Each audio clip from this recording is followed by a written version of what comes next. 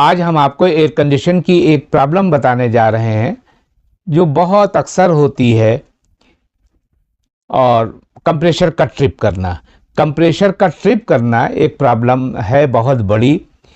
इनकी ये 3 कंडीशन है, आप देखिए। एक तो गर्मी में, मई जून में जब ये ट्रिपिंग होती है, दिन में अच्छा चल रहा, रात में अच्छा चल रहा है, दिन में दोपहर में जो है 12-1-2 बजे जो है वो ट्रिप करने लगता है। ये एक ट्रिपिंग है, टाइमिंग है, फिर चलने लगता है शाम हुई जहाँ। और दूसरी है कि इंस्टॉलेशन के बाद या गैस चार्जिंग के बाद ये प्रॉब्लम आ रही है, तो उसके कारण दूसरे होते हैं। तो ये सब हम आपको फॉल्ट बताने जा रहे हैं। तो पहला फॉल्ट जो है एम्बिएंट टेम्परेचर बहुत ज़्यादा होगा। एयर कंडीशन ज़्यादा 45-46 डिग्री के पास आसपास, डिग्री सेंटीग्रेड के आसपास वो ठीक काम करता है। 48 हो जाएगा थोड़ी सी प्रॉब्लम, और ज़्यादा हो जाएगा तो ये एक प्रॉब्लम है।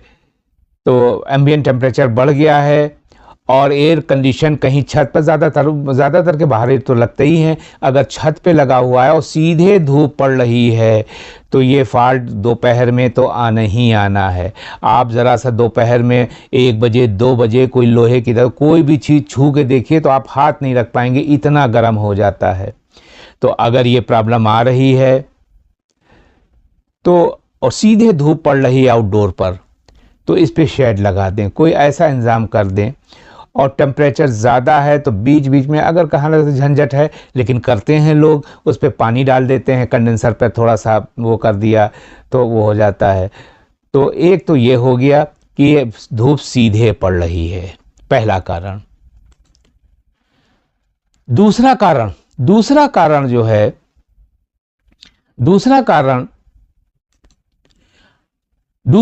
जो है आउटडोर में लगा कंडेंसर चोक होगा, कंडेंसिंग सही नहीं हो रही होगी, उसकी सर्विसिंग चाहते हैं। वो तो आपको देखने से पता चल जाएगा कि भाई कंडेंसर चोक है कि नहीं है। कंडेंसर की सर्विसिंग अक्सर जो है बहुत से लोग इंडोर की करवा लेते हैं, आउटडोर छोड़ ही देते हैं, वहाँ पे तो ठीक ठाक है, कंडेंसर सूखा तो रहेगा ही। लेकिन अगर उससे हवा ठीक से पास नहीं होगी कंडेंसर से, तो वो ट्रिपिंग करने लगेगा, ओवरहीट होगा और ट्रिपिंग करने लगेगा। नंबर 3, कंडेंसर फैन जो पंखा लगा उसकी स्पीड कम हो गई होगी।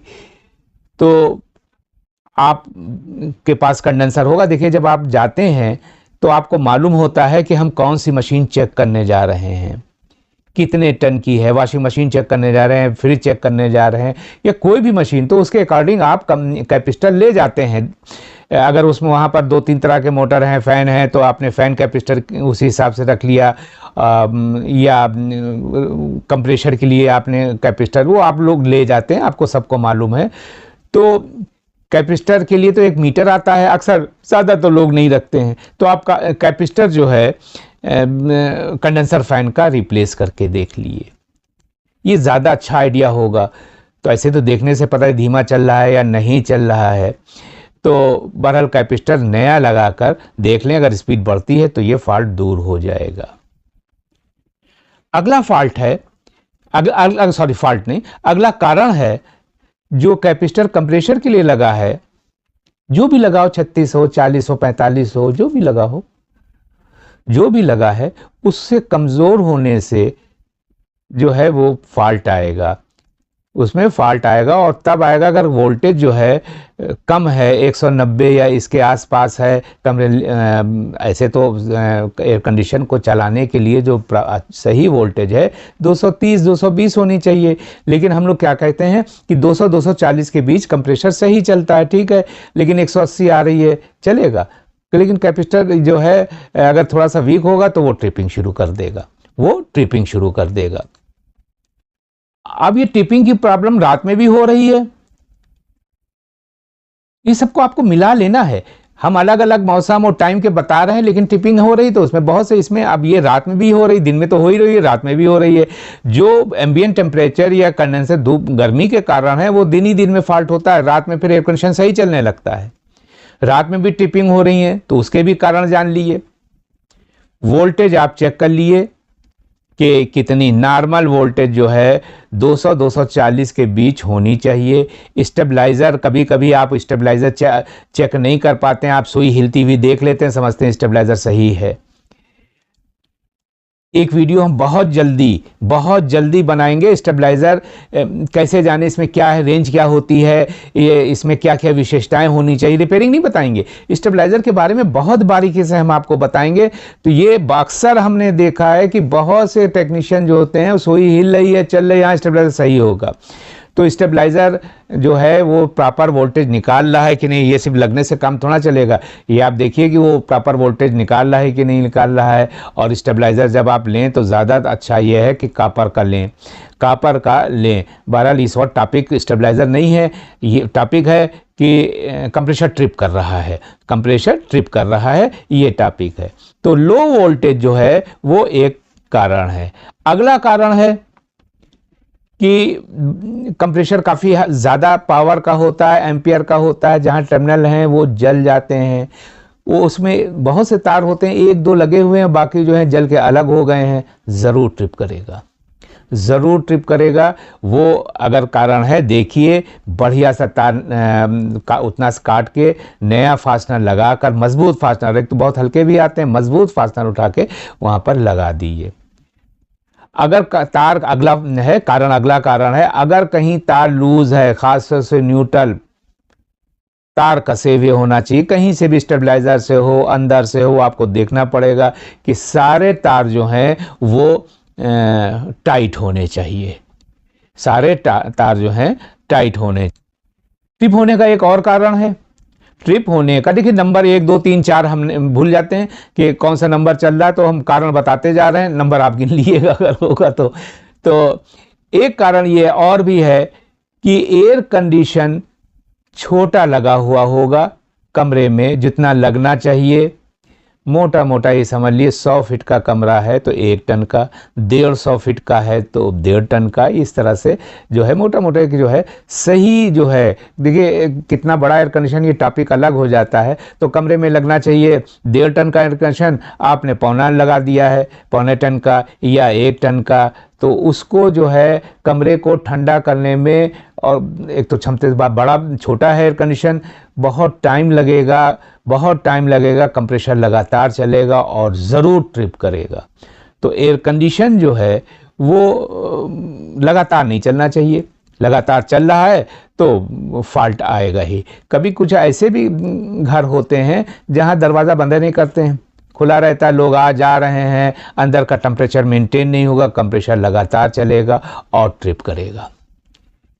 तो आप कस्टमर को समझा सकते हैं। कारण तो टेक्निकल कारण भी हैं, कुछ वहाँ कस्टमर के यहाँ भी कारण मौजूद रहते हैं, तो इसको आपको गाइड करना पड़ेगा कि भाई ये इस तरह से आप करिए।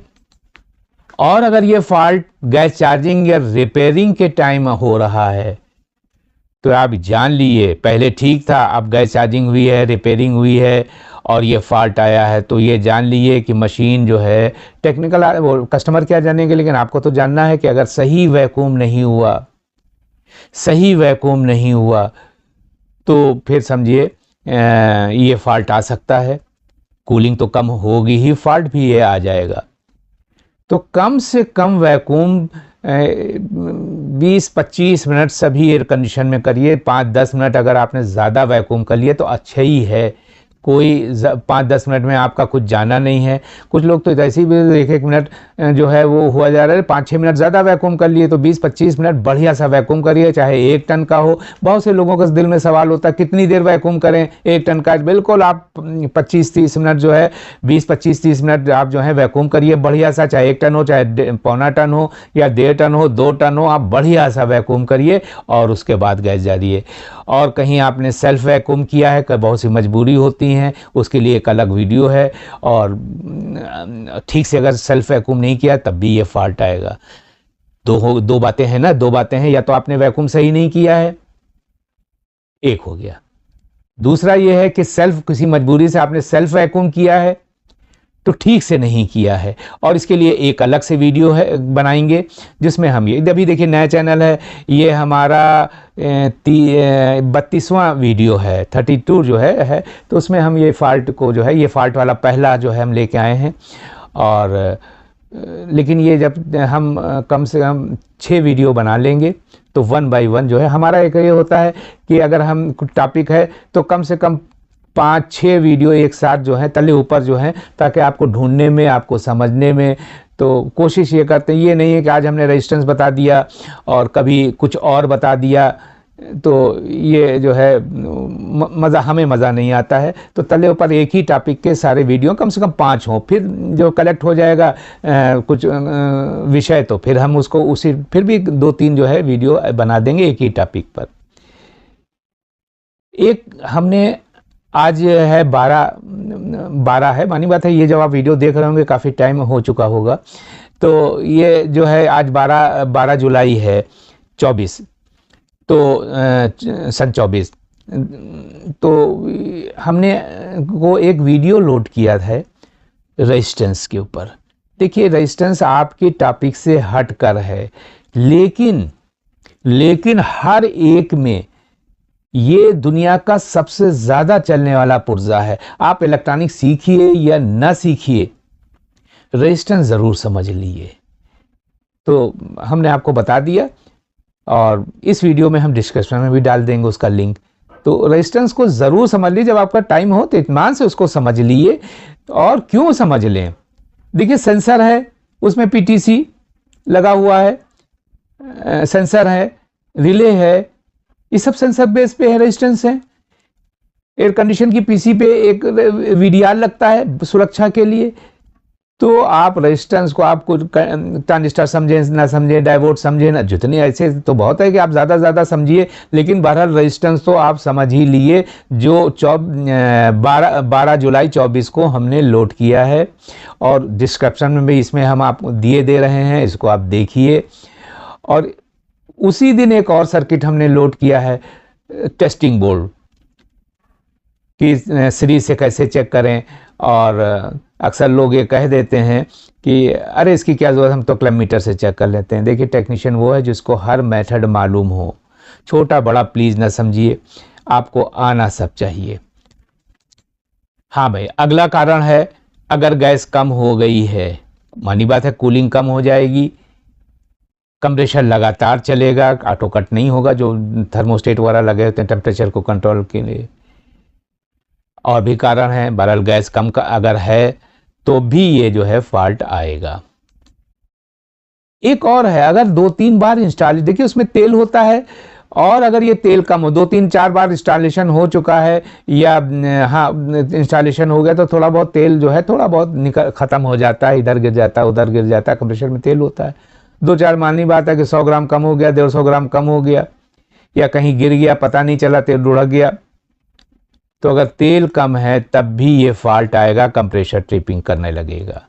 तो अगर आप देखिए कि 1-2 बार इंस्टॉल हो चुका है, इधर उधर कंप्रेसर शिफ्ट हो चुका है, तो थोड़ा सा तेल बढ़ा दिए। और ये भी एक है कि कंप्रेसर में तेल कैसे बढ़ाएं, ये एक वीडियो आपको ज़रूरत पड़ेगी और हम उसको बनाएंगे। अगर एयर कंडीशन की कैपिलरी या फिल्टर चोक है, यानी गैस के बहाव में अगर रुकावट हो रही है, तो कंप्रेसर पर लोड पड़ेगा और कंप्रेसर टिप करेगा। और कोशिश ये क्या करिए, जब आप गैस डाल रहे हैं तो फिल्टर भी बदल दिए और कैपिलरी भी बदल दिए। फिल्टर तो बदल ही दिया करिए,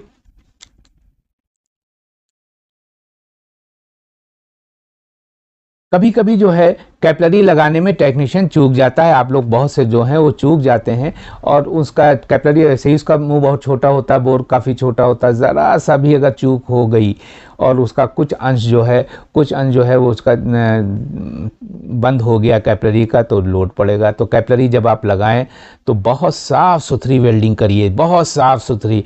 आप जो है वेल्डिंग में, फ्लेयरिंग में, इंस्टॉलेशन में मास्टर, अगर कमी है तो इस पे ज़्यादा फोकस करिए, और आप देखेंगे कि 2-3 काम बड़े मजबूत होने चाहिए। तो सभी आप कारीगर वही है जो सब कुछ आता हो, लेकिन शुरू बिल्कुल जो तुरंत पैसा आना है इंस्टॉलेशन और सर्विसिंग, ये मजबूत कर लिए। अक्सर हम जब किसी को कहीं सर्विस सेंटर में रखवाते हैं, 2-4 की आ रहे हम कारीगर हो गए, अरे नहीं, आप ज़रा सा कम से कम 20, 25, 30 एयर कंडीशन अपने हाथ से निकलने दिए, इंस्टॉलेशन अपने नज़रों से गुजरने दिए, तब ये अक्सर जो होते हैं ओवर कॉन्फिडेंस के 2-4 देखा हो गए कारीगर, तो इसमें आप मास्टर हो जाइए, वेल्डिंग में मास्टर हो जाइए। जहाँ पे ये कई बार ऐसा होता है कि वेल्डिंग आप प्रॉपर नहीं है और ख़ासतौर से कैपिलरी, तो ये यहाँ पर वाला फॉल्ट आने लगता है।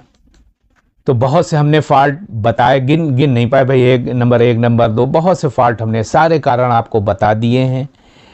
और कस्टमर को भी आप राय देते रहिए कि आउटडोर अगर बाहर लगा हुआ है उस पर सीधे धूप पड़ रही है, इससे बचिए। एक कारण और बता दें, आजकल मल्टी स्टोरी है, बहुत से लोग डक्ट में आउटडोर लगवा लेते हैं। अगर जो कंडेंसर से हवा निकल रही है उसको निकलने के गर्म हवा निकल रही है, तो उस जगह से वो हवा ऊपर की तरफ जाती है। अब ऊपर जो है वो सामने जगह नहीं, वो रिटर्न हो रही है टकरा कर। प्रॉपर हवा का जो कंडेंसर है उसका निकलने की व्यवस्था होनी चाहिए। और डक्ट वगैरह में या कोई बरामदे, छोटे बरामदे में लगा रखा है आउटडोर, तो ये प्रॉब्लम अक्सर आपको देखने को मिलेगी। बस एक चीज़ याद रखिए कि गर्म हवा जो है वो हल्की होती है और ऊपर उठती है, तो वो जो है वो कंडेंसर से हवा निकलेगी और वो ऐसे ऊपर आसमान की तरफ वो उठेगी। और ये जो है, और कभी कभी तो ऊपर बंद पर है और वो गर्म होता जाता है। तो बहरहाल कंडेंसिंग अगर बहुत अच्छी, जितनी अच्छी कंडेंसिंग आप कर सकते हैं, जो गर्म हवा निकलने का, कंडेंसर ठंडा रखने का, शेड वेट का, उतना अच्छा एयर कंडीशन करेगा। उम्मीद है आपको मेरा ये वीडियो पसंद आएगा। फिर वही चीज़, लाइक, अगर आपको पसंद आ रहा तो लाइक करेंगे, सब्सक्राइब तो कर दीजिएगा, नया चैनल है, आपके सहयोग से ही हम आगे बढ़ेंगे, आपके सहयोग से ही। और लाइक और अनलाइक जो है हमें ये बताता है कि हमारी बात आपको अच्छी लग रही या नहीं लग रही है। कि एक सेकंड लगता है इसे छू देने में। आप डिसलाइक कर दिए तब भी, हम बार बार ये हर वीडियो में कहते हैं कि अगर डिसलाइक ज़्यादा हुए तो हम इसी वीडियो को दूसरे ढंग से कहेंगे, आप तक फिर आएंगे।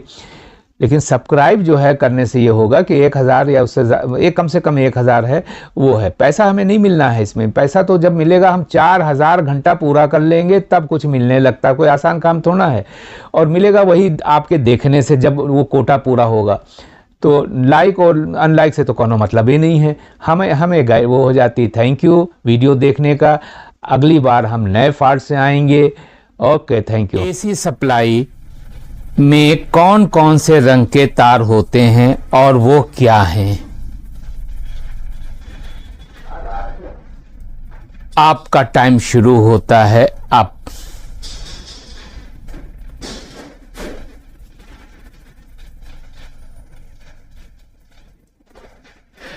Time is over. लाल पीला नीला फेस है, लाल नीला पीला फेस है, काला न्यूट्रल है और हरा अर्थ है।